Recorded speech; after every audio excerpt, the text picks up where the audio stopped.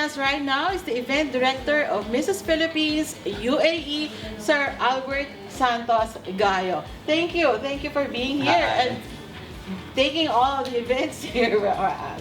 How are you? Very well, thank you. So how long have you been staying here? Let's see, I came in UAE in 2009, so that's going to 16 years. Oh, Yeah. truly. And you have dedicated yourself into supporting Mrs. Philippines UAE. So how is the journey so far? So far, it's been very good. I've done quite a lot of events here in Dubai, and at the same time, I'm in film production. But so far, this is the first time Miss Rose, or known as La Vida Rosa, put me in this wonderful event. And so far, the candidates has been very good. I'm enjoying immensely with so them. you have a favorite candidate that you can share with us? Well, you know, if I tell you my favorite candidate, it might become so biased that all of them have their little talents. All of them have their own personalities and attitudes. So all of them can win the title, actually. Wow. It's just really a matter of seeing them on the judge's eye on the coronation night. But every single one of them can win the title. Wow, pretty nice. So you are covering their events, and how can you tell us something about the journey, and how are you able to share with them your expertise being an events director? How are you preparing our candidates into projecting themselves a little bit better in front of the camera? Yeah. So far, we've been running through some things, because prior to this one, I was actually running a beauty pageant back in Bahrain for 15 years. Wow. And that is called the JULY ROSE. And so far, two of the winners, of my past winners, one is now a famous actress in India, Jacqueline Fernandez. Nice. She was one of my past winners. And also... She was supposed to collaborate with us with Opa. Yes. Yeah.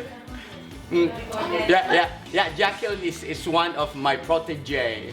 Back in Bahrain. I know her when she was 15 years old because the family stayed in Bahrain. Yeah, and so when I did my pageant called JULY ROSE, she was one of the candidates. Alright.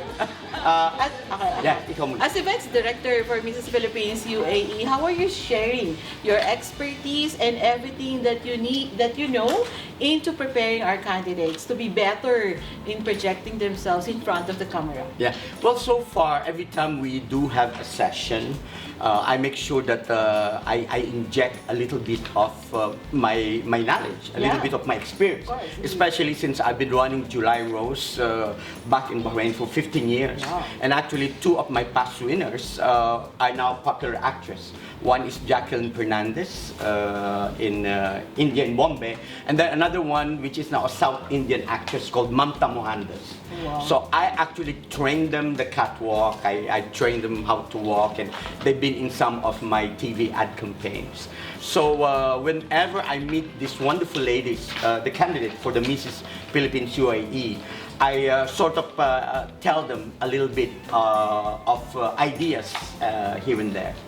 Wow, truly impressive. Of course, it is heartwarming to know that we have Filipinos shining in every single nook and cranny of Middle East and helping our kababayan and our community, particularly Mrs. Philippines UAE, into making these candidates a little bit better than how they came in before their journey as Mrs. Philippines UAE. So, sir, as event director, invite them to our upcoming event. Of course, we're all excited. Of course, you're all invited.